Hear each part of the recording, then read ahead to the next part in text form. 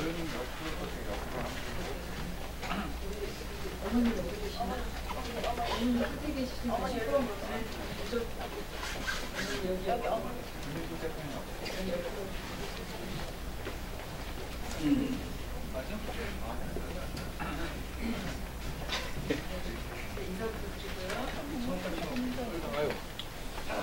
안녕하십니까. 정의당 공정경제민생본부장 최선 의원입니다. 국회 정무위 소속입니다. 갑질 피해자가 공갈 가해자로 처벌받는 일이 반복되고 있습니다. 이 부도 위기에 하청업체가 납품을 중단할 경우에 형사처벌을 받지 않도록 하는 입법을 청원하는 기자회견 시작하겠습니다. 오늘 기자회견에는 청원 당사자인 자동차 산업 중소협력업체 피해자협의회 소속 현대자동차 2차 협력업체들의 전 현지 경영진과 그 가족들이 참석했습니다. 한 분 한 분 소개해드리겠습니다. 오늘 참석하신 분들은 다 아픈 사연들을 가지고 있는데 그 사연들은 이따 말씀드리기도 하고요. 태광공업 전 경영진의 가족들입니다. 유상순 어머님, 손상현 씨, 박보경 씨, 박준영 씨 함께했습니다. 그리고 송재민 전 대진유니텍 실장도 참석하셨습니다. NK전공의 주민국 대표와 주민영 이사 참석하셨고요. 한태규 DH테크 대표 오셨습니다. 그리고 미래텍 김인석 대표와 최창원 부장 오셨고요. 이용진 우진하이텍 대표 함께 해주셨습니다. 그리고 이분들의 손을 잡고 있는 법률사무소 다름소속 서복원 변호사 대표하셨습니다. 그리고 송파 법률사무소 소속 조재희 변호사도 함께 해주셨습니다. 제가 먼저 말씀을 드리고 서복원 변호사 그리고 주민국 NK전공 대표 이용진 우진하이텍 대표 발언 이어서 듣는 순서로 하겠습니다. 올해 설 연휴 직전인 지난 1월 말일입니다. 현대자동차 2차 협력업체인 태광공업을 운영하던 전 사장과 그의 아버지가 대구 고등법원에서 공갈죄로 징역 4년형과 2년형을 각각 선고받고 법정 구속됐습니다. 제가 면회를 직접 다녀왔는데요. 몇 조 원을 횡령하거나 개인 탈세로 사익을 채운 재벌 총수 일가도 아니고 부자가 한꺼번에 감옥에 갇히는 일은 없었습니다. 그런데 갑질 피해를 견디다 못해 마지막 비명을 질렀던 중소기업 대표는 명절을 앞두고 아버지까지 감옥에 갇히게 했다며 지금도 죄책감에 괴로워하고 있습니다. 자동차 업계 악명 높은 단가 후려치기의 희생양들입니다. 지난해 8월 제가 정의당 공정경제민생본부장으로서 주최했던 갑질 피해 증언대회에서 이분이 했던 말씀이 생각납니다. 갑질에 항의했더니 공갈죄를 하고 법의 도움을 받으려 했더니 김앤장과 싸워야 하고 언론에 호소했더니 언론 플레이 한다고 비난하는데 우리 을들은 도대체 뭘 할 수 있겠습니까? 이렇게 말씀했습니다. 1차 협력업체 법률대리인 김앤장은 이들이 국회 요구로 국정감사에 증인으로 출석했던 것마저도 정치권을 움직여 허위사실을 퍼뜨렸다고 음해했습니다. 법원은 김앤장의 주장을 받아들였고 피고인이 반성하지 않는다며 괘씸죄를 적용해서 더 중한 벌을 내리고야 말았습니다. 이런 일은 태광공업 전 경영진만의 일이 아닙니다. 이미 대법원 확정 판결까지 받고 복역 중인데 1차 협력업체를 비롯해 채권자들로부터 민사소송까지 당하고 있는 분들이 계시고 구속된 채로 법원의 판결을 기다리고 있는 분들도 계십니다. 2009년 이후로 부도위기에서 손실보상이나 기업 인수를 요청했다가 공갈죄로 처벌받는 자동차 2차 협력업체 사례가 제가 확인한 것만 해도 16건입니다. 70년 재벌 독식 체계를 용인해왔던 우리 사회의 법 체계가 어떻게 작용하고 있는지 을들에게 얼마나 가혹한 현실인지 여실히 보여주는 결과입니다. 하도급 전속 거래 관계에서 하청업체들은 거래 조건을 개선하기 위한 조성력을 가질 수가 없습니다. 이들이 부도를 피하기 위해 마지막으로 택한 납품 중단 행위로 인해서 민사상의 손해배상 책임을 넘어 형사처벌까지 당하는 것은 국가 공권력의 남용 소지가 너무도 큽니다. 저는 불공정한 하도급 거래로 인해 부도 위기에 처한 하청업체가 계약상의 의무 이행을 중단하더라도 형사처벌을 받지 않도록 하도급법 개정안을 준비하고 있습니다. 또 대기업과 거래하는 중소기업들이 거래 조건을 합리화하기 위해 공동행위를 할 수 있도록 공정거래법 개정안을 준비 중에 있습니다. 이 두 법을 반드시 통과시키도록 최선의 노력을 다하겠습니다.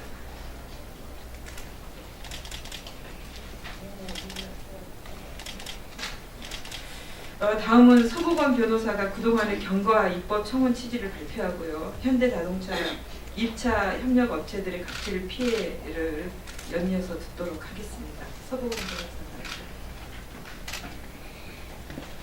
네, 안녕하십니까. 법률사무소 다름의 서보건 변호사라고 합니다. 저는 이제 자동차 산업 중소협력업체 피해자협의회에서 고문 변호사로 활동하고 있고요. 그다음 개인적으로는 민변민생경제위원회 공정경제팀에서 자동차 산업 문제 담당 국과를 맡고 있습니다. 그래서 사실 오늘 저녁에도 저희 회의가 예정이 돼 있고요. 그 전에 이제 기자회견을 하면서 저희가 이제 입법 청원에 이르게 된 취지를 말씀드리겠습니다. 저희가 이제 변호사 일을 하면서 그 자동차 산업의 2차, 3차 협력업체들이 이제 보통 중소협력업체들입니다. 그 중소협력업체들 사건들을 이제 우연하게 대리를 하게 되면서 이 사건을 접하게 되었는데요. 저희가 경험해본 바로는 거의 대부분의 경우에 2차, 3차 협력업체들이 장기간에 걸친 하도급 불공정 행위를 통해서 부당 단가 인하 등의 갑질을 당하고 있었습니다. 그에 따라 가지고 대부분의 2차, 3차 협력업체들은 최저 마진으로만 버틸 수 있는 상황이었는데, 근데 그게 이제 완성차 업체의 매출이 신장되고 있을 때는 최저 마진으로도 버틸 수 있었습니다. 그런데 자동차 그 완성차 업체들 매출이 저하가 되면서 결국은 최저 마진인데 매출까지 감소하다 보니 중소협력업체들인 2, 3차 협력업체들은 줄줄이 이제 경영 위기에 봉착을 하게 된 겁니다. 자, 그런 상황에서 이 업체들은 어떻게든 사업을 영위하고 싶어서 완성차 업체나 아니면 1차 협력업체들한테 지원 요청을 하게 됩니다. 그런데 지원 요청을 하게 된 그 경위에 대해서 그 업체들은 다 알고 있으면서도 도와줄 것처럼 하다가 그냥 그 자동차 생산에 꼭 필요한 금형이라고 하는데 그 금형 같은 장비들을 탈취해버리고 그냥 그 2차, 3차 협력업체들을 내치는 일들을 반복을 하고 있습니다. 자, 그런 걸 당하다 보니까 이제 2차 이하의 중소협력업체들도 자기들이 살아남기 위해서는 더 이상 안 되겠다 싶어서 이제 궁극적으로 납품 중단이라는 그런 최후의 카드를 꺼내고 그때부터 공정위에 제소를 하는지 마는지 아니면은 그동안의 손실 보상금을 달라 아니면은 저희들 기업을 아예 차지해 당신들이 이수를 해달라 이런 주장을 합니다. 그분들이 그렇게 주장하는 근거는 지금까지 장기간에 걸쳐서 사실상 노비처럼 살아왔으니까 그럼 당신들이 우리 회사의 최후를 책임을 져줘야 되는 거 아니냐라는 취지로 말씀을 드리는 거죠. 자, 그런 상황에 대해서 이제 기존에는 이제 완성차 업체나 1차 협력 업체들도 경제적으로 조금 여유가 있다 보니 돈을 주고 회사를 인수하거나 보상금 주고 끝내는 방향을 택했는데 2010년대에 들어가지고는 패턴이 좀 달라졌습니다. 그래서 법적으로 해결하는 패턴이 나타났는데 그 내용은 납품 중단을 요구하고 그 다음에 이 사람들이 보상금이나 어떤 기업 인수를 요구하면 원하는 만큼 돈을 줘버립니다. 돈을 줘버리고 나서 그 다음에 바로 한 일주일에서 2주일 사이에 형사고소해서 공갈을 당했다. 이렇게 얘기를 해놓고 그 다음에 그 계약은 공갈에 의한 계약이니까 무효다라고 하고 변환 청구 소송을 내는 겁니다. 자, 이렇게 되다 보니 자기들 딴에는 기존 완성차 업체나 1차 업체하고 협상을 통해서 정리됐다라고 생각하고 있던 2차 이하 협력업체들이 졸지에 구속영장이 청구되고 형사 재판을 받게 되고 심지어 감옥을 가게 되는 일이 벌어집니다. 자, 그런 와중에 회사를 인수했으면 그 회사에 대한 대가를 준 것인데 그 회사는 예를 들면 법정관리나 회생절차에 집어넣어 버리기 때문에 나중에 재판에서 그러면 계약을 무효로 하고 줬던 돈 돌려주고 회사를 다시 내놔라라고 하면 그 회사는 돌려줄 수 없다 이렇게 되는 겁니다. 결국은 이제 그래서 이제 그 어떤 우리 회원사분 한 분 같은 경우에는 1심 재판에서 재판장님이 이거를 회사를 거의 날로 먹은 거 아니냐 이런 혼잣말을 하시는 것까지 저희 변호사들이 목격을 한 적이 있기 때문에 자, 그런 일들이 벌어지고 있는 겁니다. 자, 이런 상황에서 저희가 이제 대응할 방법은 어찌되었건 이러한 형사사법 체제가 문제가 있다라는 주장을 재판을 통해서 여러 번 했습니다만, 검찰이나 법원은 요지부동으로 기존에 하고 있던 공갈죄 적용이 타당하다 그러면서 기계적으로 계속 공갈죄를 유죄 판결을 하고 있고, 거의 예외 없이 실형을 선고하고 있습니다. 그래서 2차, 3차 협력업체들 같은 경우에는 납품 중단하고 보상금 내지는 기업 인수를 해서 계약이 성사가 되는 즉시 사실상 시간 문제지만 결국은 감옥에 가게 되는 수순을 따르고 있는 겁니다. 자, 이런 문제를 근본적으로 해결하기 위해서 저희가 어쩔 수 없이 입법 청원에 나섰습니다.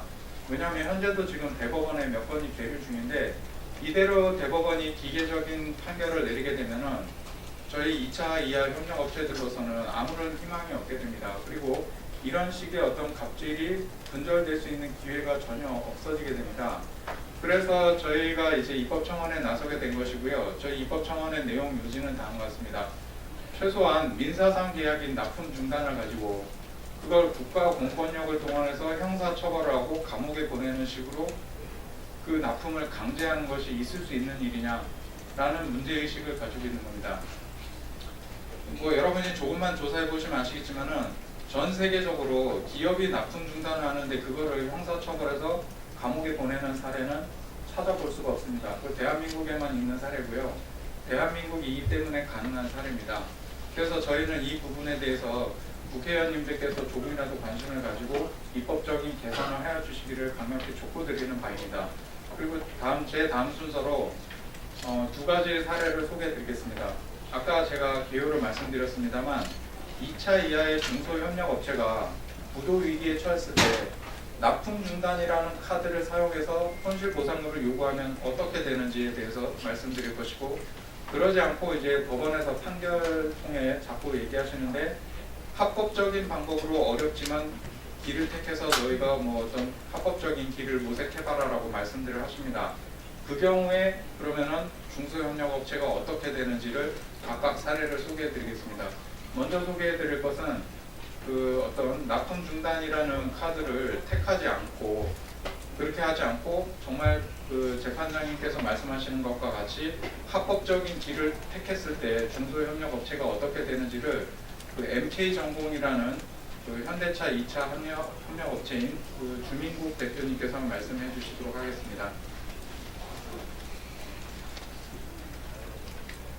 안녕하십니까. 저는 자동차 피해자 협의회 총무를 맡고 있는 MK전공 대표이사 주민국입니다. 네, 얼마 전에 저희 협의회 회원자인 태광공업에서 배영진께서 실형을 받고 법정 구속이 되었습니다. 그때 저도 그 자리에 있었고 판결문을 들었는데요.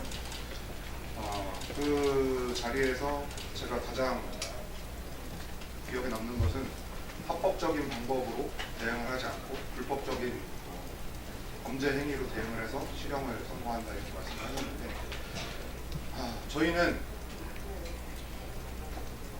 납품 중단도 없었고 공갈 협박도 없었고 합법적인 방법으로 계약을 통해서 회사 인수 계약을 체결을 해서 진행을 했습니다. 근데 저희 같은 경우는 이렇게 하면 어떻게 되느냐, 회사 인수 계약 체결을 하자마자 계약금 준 상태에서 바로 본사 직원들 100여 명을 동원해서 저희 회사를 밤에 쳐들어와서 금형을 다 탈취하고 제품까지 다 탈취해갔습니다. 그래서 저희는 지금 회사는 거의 부도 상태고요. 회사 지금까지 아버님 때부터 30년 동안 일궈왔던 회사는 지금 다 경매에 넘어가고, 저는 대표이사 연대보증으로 인해서 지금 신용불량자 상태입니다. 합법적인 방법으로 협상을 통해서 좋은 쪽으로 진행을 하면 부도납니다. 1차 업체에서는 특수절도 행위를 해버리고요. 그런 행위를 하는 데 있어서 2차 업체들은 전혀 항거할 대응 방안이라든지 이런 부분이 지금 현 사법 시스템과 공정거래법상에는 좀 전무하다고 생각합니다. 그래서 이런 부분에 완전히 기울어져 있는 이 운동장을 공정거래를 할 수 있는 토대를 만들 수 있는 법안이라든지 이런 부분에 대한 입법을 강력하게 촉구드려서 저희 같은 중소협력업체들이 더 이상 이런 불합리한 피해를 보지 않고 살아갈 수 있는 토대를 만들어줬으면 좋겠습니다.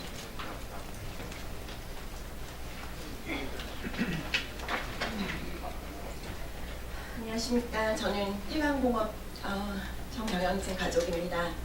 앞에서 말씀드렸던 것처럼 1월 31일 설 명절을 앞두고 저희 아버님과 저희 남편의 항소심 결심 공판이 있었습니다. 저희는 1심 재판에서 국민참여재판을 했었습니다. 거기서 정말 어렵게 집행유예를 얻었고 2심에서도 그런 결과가 있지 않을까 하는 정말 신락 같은 희망을 비치지 않고 있었습니다. 그러나 사법부의 판단은 달랐습니다.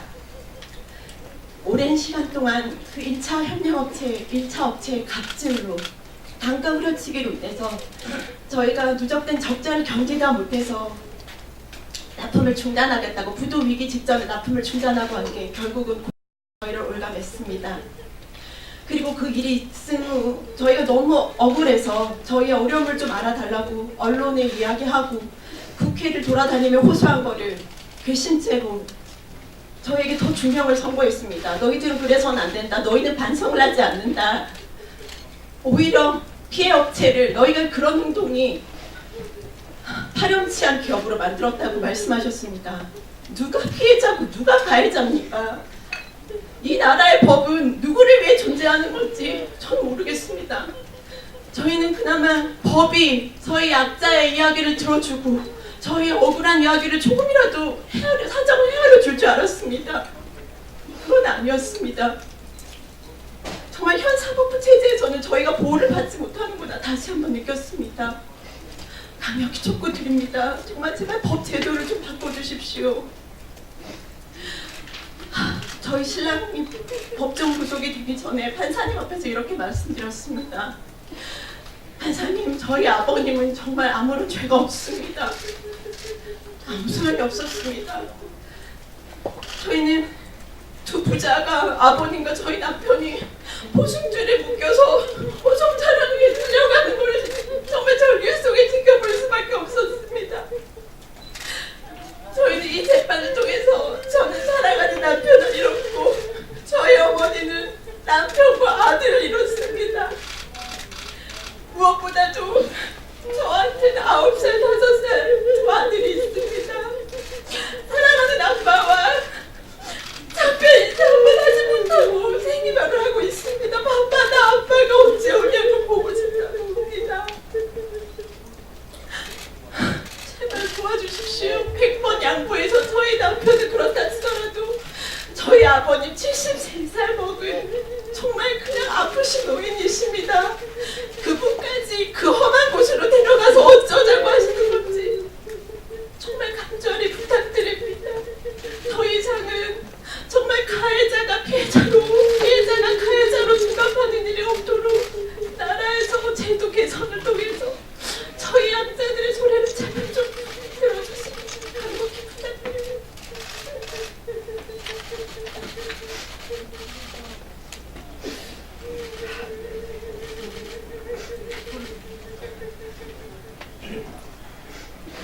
이 가족들이 여기 오신 건 비슷한 소송이 여러 건 걸려 있기 때문에 본인들의 피해는 더 이상 나가야겠다는 그런 각오로 오신 겁니다.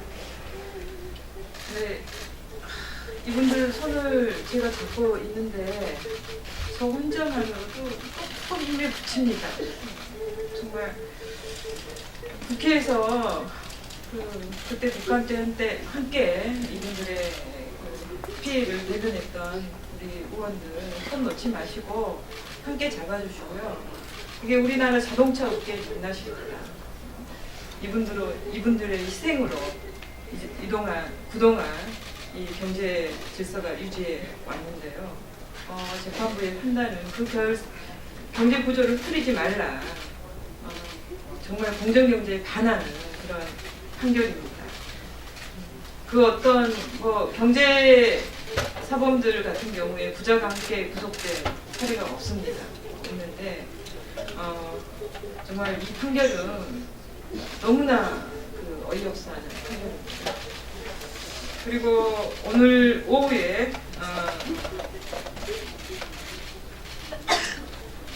저를 포함해서 여야 상당의 의원들의 공모 주체로 하도급 전속거래 구조에 있어서 국가 형벌권의 비대치성 이렇게 제목을 좀 길게 붙였는데요. 이와 관련한 토론회를 엽니다. 아주 구체적인 사례들과 법률적인 문제들 짚을 예정이니까 기자 여러분들 많은 관심 가져주시고요. 또 국민 여러분께도 호소드립니다. 국민들께서 손을 잡아주십시오. 이래가지고는 우리가 4차 혁명, 산업혁명 그리고 중소기업이 설 자리가 없습니다. 국민 여러분께서 따뜻한 연대에 그런 응원을 보내주시기를 간곡하게 호소드립니다. 이상 기자회견 마치겠습니다. 고맙습니다.